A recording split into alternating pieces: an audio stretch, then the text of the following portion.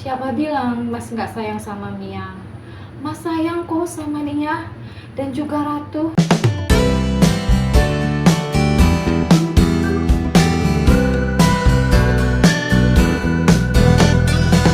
Halo geng, apa kabar? Kembali lagi sama Tante Merah. Nah, buat kalian yang baru bergabung, baru nonton channel ini, sebaiknya kalian nonton dulu episode-episode sebelumnya. Kalian klik aja channel Nonelondo, terus cari di playlist dengan judul Nonelondo Novel Ken Junior. Karena konten ini tentang Nonelondo ngedongengin novelnya sendiri ya. Jadi kalian harus nonton dulu episode-episode sebelumnya. Sebagai informasi, novel Ken Junior ini terbit seminggu sekali ya, satu episode, dan tamat 20 episode. Jadi ini sekarang kita masuk ke episode 3. Oke geng, kita masuk ke episode 3 dengan judul Kilain Mas Nggak Sayang Sama Mia. Sampai juga Putri menatap tempat penginapan keluarganya. Setelah turun dari mobil, yang lain pun mengikuti jejak wanita itu pada berdiri di depan villa. Bangunan tua zaman Belanda itu masih berdiri kokoh dan masih terlihat aura mistisnya. Dulu, sebelum menikah, mereka pernah menginap di sana. Weekend ini, untuk mengisi waktu libur, mereka sekeluarga pada menginap 2 hari 1 malam di sana. Berangkat Sabtu, pulang Minggu. Masing-masing pada pakai mobil, jadi 3 mobil dengan 1 keluarga. Mereka bersama-sama konvoi ke sana. Ayo kita turun bareng, seru Ken. Lekas mereka pada bahu-membahu menurunkan dan membawa barang masuk ke dalam. Lalu setelah selesai dan saat mereka sudah berada di dalam, Mona angkat bicara. Sudah 6 bulan juga ya kita nggak kesini. Jadi mereka itu sering kesana geng. Selain untuk bernostalgia, tempat itu juga jadi tempat salah satu favorit keluarga mereka. Maksudnya favorit tempat liburan mereka. Ini pembagian kamarnya gimana? Apa seperti biasa? Tanya Awang ke Ken. Pria itu mengangguk. Kalau dulu pembagiannya sesuai gender. Kalau sekarang karena sudah pada berkeluarga, jadi 1 kamar diisi 1 keluarga. Kemudian otomatis mereka menuju kamar yang biasa ditempatin mereka. Seperti kita ketahui bersama ya, villa itu terdiri dari 4 kamar. Jadi 1 kamar tidak terpakai, karena kan mereka 3 ya. Dan karena 1 kamar hanya ada 1 ranjang tempat tidur tersedia, jadi mereka masing-masing pada bawa kasur lipat. Selain Ken dan Putri, maksudnya nih di luar dari keluarga mereka ya, alias untuk keluarga Awang dan Mona, para istri dan anak mereka tidur di 1 ranjang yang sudah tersedia. Sedangkan para suami mereka tidur di kasur lipat.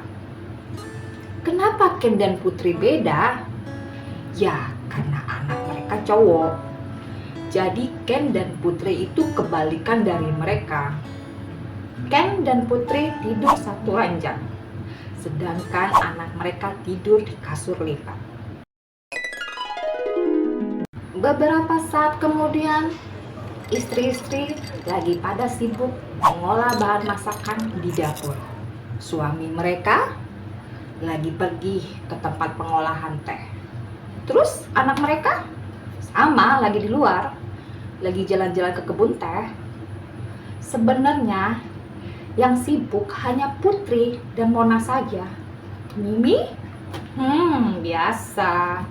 Wanita itu belum berubah sama sekali. Masih malas dan manja. Jadi di situ dia kerjanya hanya jadi penonton saja. Oops. Putri meletakkan talenan pisau, dan beberapa kentang di depan sahabatnya.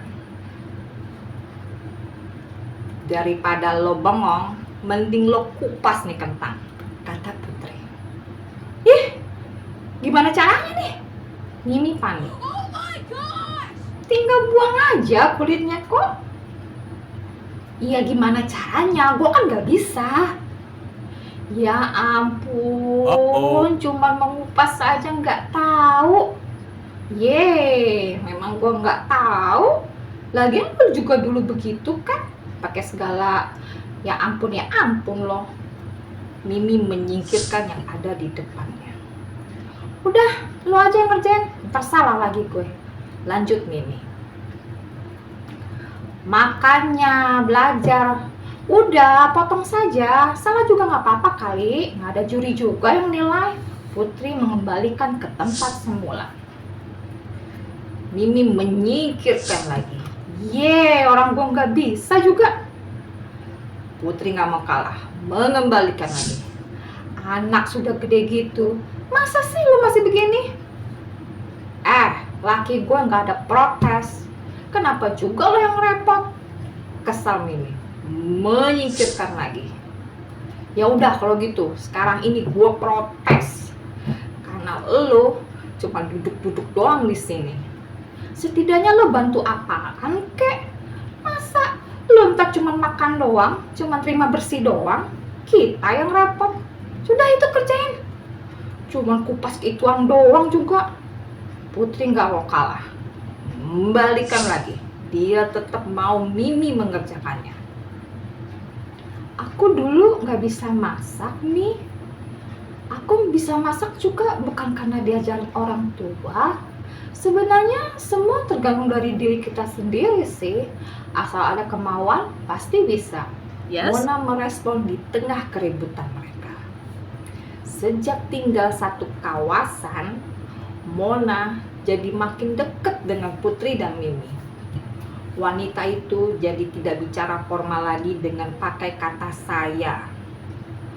Ya, seperti kita ketahui bersama ya, wanita itu memang dari gadis sudah bisa masak.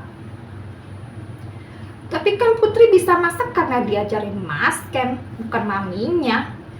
Lagian Mas Awang kan nggak sama kayak Mimi, sama-sama nggak bisa masak kita berdua, kata Mimi. Sejak menikah, Mimi sudah nggak lagi memanggil suaminya dan juga termasuk Ken Om. Dia memanggil kedua pria itu sekarang dengan panggilan Mas. Oh. Iya, tahu. Maksud aku itu, belajar masak itu bukan karena harus disuruh atau diajarin dulu. Sebenarnya belajar sendiri juga bisa.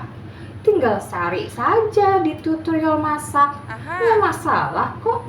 Kalau masakan kita nanti nggak enak dan model kupasan kita salah dan juga potongan yang nggak menarik, ya namanya masih belajar. Ya biasalah, pasti begitu. Yang penting nanti tiap selesai masak, suruh saja orang cobain. Nah nanti kan lama-lama kita jadi tahu masakan kita ini enak apa belum. Yes, kata Mona. Iya, lagian sekali-sekali lo nyanyi laki lo kenapa Mi? Masa pembantu lo mulu yang masak buat keluarga lo? Lo tuh jangan taunya cuma manja doang sama laki lo. Lagian lo tahu sendiri kan dulu gimana gue kebangetan manjanya sama laki gue. Nah sekarang lo berubah dong. Masa gue bisa, lo enggak?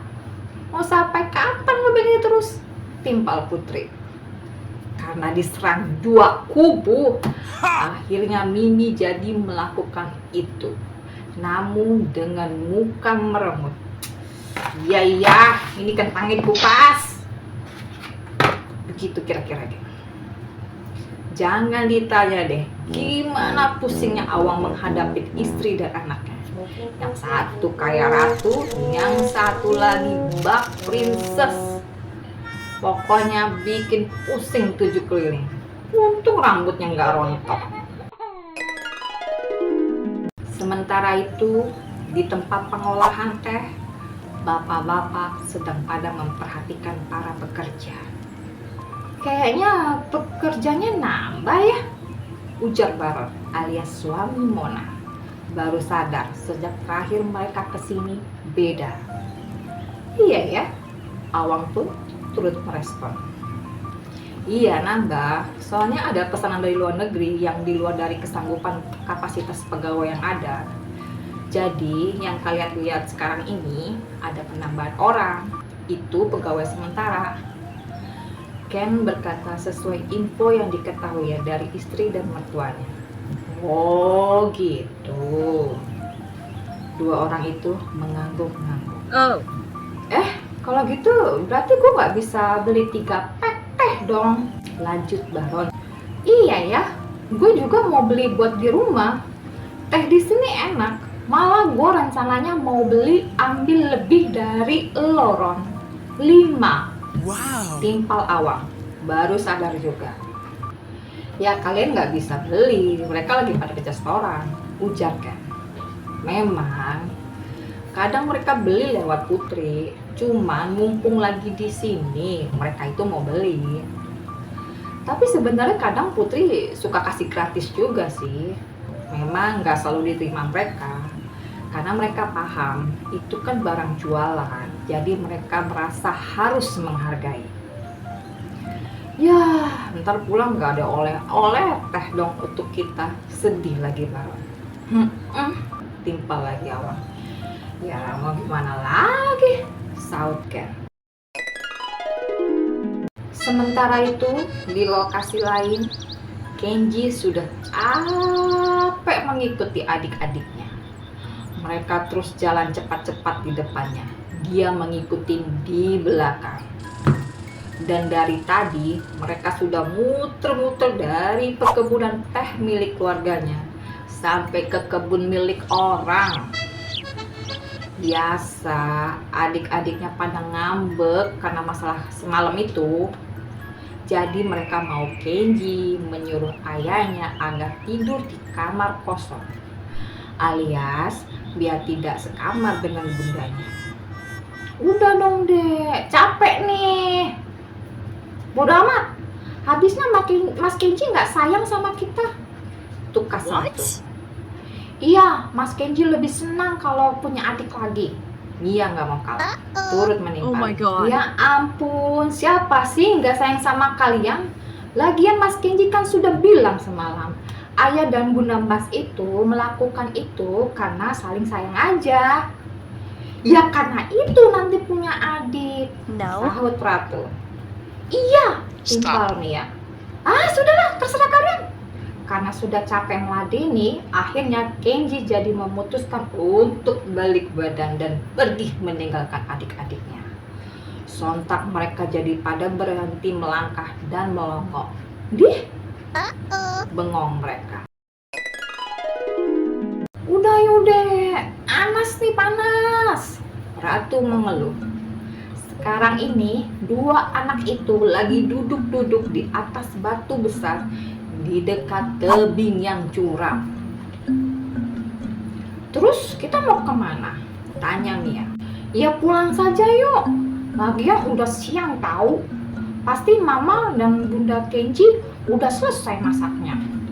Maklum, sesuai pengetahuan mereka saja ya geng. Di antara ibu-ibu mereka itu yang bisa masak hanya Mona dan Putri. Enggak. Lagian kakak gimana sih? Gak sesuai perjanjian. Katanya kita mau misahin ayah Ken dan Bunda Putri. Taunya kakak malah begini. Ntar kalau kita balik Mas Kenji malah jadi bener-bener gak mau menuruti kemauan kita tahu. Tapi ini panas deh dan kakak haus. Jadi gimana dong? Emang kamu gak haus? Haus sih. Mia berdiri. Ya sudah, kita gak usah balik ke villa. Kita beli air dekat sini saja. Mia bawa duit kok. Si Ratu turut berdiri. Oh, kamu bawa duit? Ya udah yuk. Let's go. Namun sayang, saat mereka berjalan, adik bontotnya tergelincir. Oh my god. Mia terprosok, badannya tergulung-gulung di antara pohon dan jatuh ke bawah. Akibat tanah yang dipijakin becek dan dia berjalan di ujung-ujung, di pinggiran tebing gitu, geng. "Adek!" teriak Ratu histeris. Aduh, sakit Kak. Mia merintih-rintih di bawah. Duh, gimana ini? Kamu tunggu sebentar ya, kakak cari bantuan. Meski panik, rupanya kakaknya itu masih bisa berpikir jernih untuk cepat bertindak atas situasi ini. Karena lokasi terdekat tempat pengolahan teh milik keluarga Kenji dan memang dia harus memberitahu orang tua mereka, jadi Ratu pergi ke sana. Namun tanpa sepengetahuannya, di tengah dia berlari ada yang melihatnya. Kenji yang lagi duduk di bawah pohon lekas berdiri. Karena dia melihat adiknya yang lari kayak kesetanan, dia jadi memperhatikan dari mana adik pertamanya itu berlari. Karena merasa ada yang gak beres, alias karena adiknya larinya kayak begitu tuh, dan seorang diri pula, lekas dia mencari tahu apa yang terjadi. Rupanya anak itu tidak balik ke villa, geng. Dia lagi duduk di situ demi menghilangkan rasa capeknya yang tadi tuh, yang dia ngikutin adik-adiknya tuh dari awal, yang dia diajak muter-muter kebun teh itu. "Mia, Mia!" panggil Kenji di antara pepohonan. "Mia, Mia!" panggilnya lagi.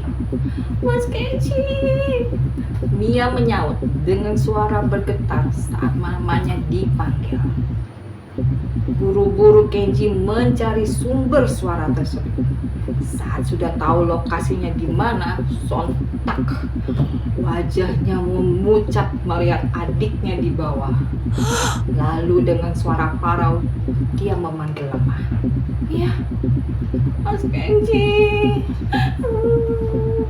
Kali ini Mia menyaut bersama isak tangis saat dia melihat sosok masnya di atas sana.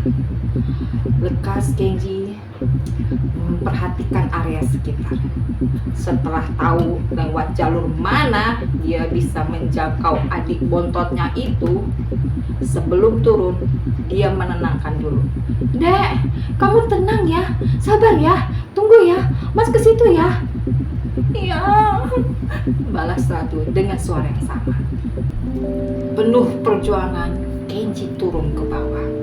Bayangkan aja, dia itu harus melintasi bebatuan, pepohonan, dan tanah yang becek di lereng tebing yang curam itu demi mencapai posisi di mana adiknya itu berada. Bukan itu aja ya, badannya penuh dilumutin tanah.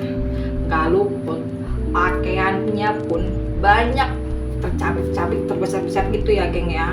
Karena kan ya kayak kena besetan dahan pohon gitu kan. Setelah berhasil turun, segera dia tersungkur dan memeluk adiknya. Seketika tangisan Mia semakin pecah saat masnya sudah berhasil menemukannya. "Tenang, ada Mas di sini." "Kirain Mas gak sayang sama Mia." Jelas, dengan kedatangan Masnya itu membuktikan kalau kakak tertuanya itu sayang sekali dengannya. Sekaligus juga mematahkan prasangka buruk mereka yang kemarin itu.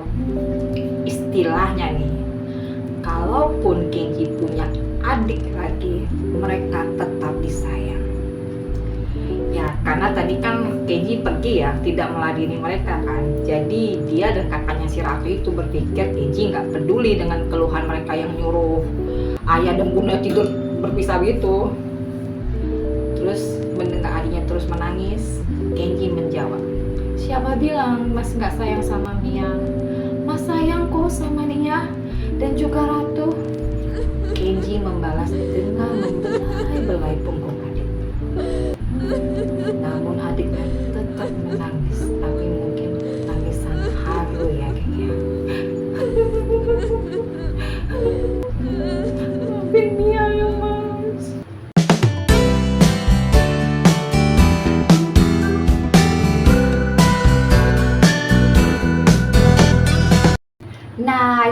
geng, Ken Junior episode 3 dengan judul Kirain Mas Nggak Sayang Sama Mia. Nah, buat kalian yang baru bergabung, yang baru tahu juga dan mau tahu juga di mana sih sebenarnya baca novel ini, ya kalian bisa ya download aplikasi Mangaton di Google Play Store. Nanti cari aja nama penaku None Londo.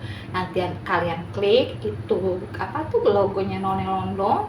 Nanti akan keluar tuh semua novel-novelku di sana. Dan kalian bisa baca ya, selain novel Ken Junior yang aku baca ini, ada novel-novel lain di sana juga. Oke, jangan lupa untuk kalian like, subscribe, share, dan komen. Oke guys, sampai ketemu lagi di episode 4 Ken Junior. Dadah.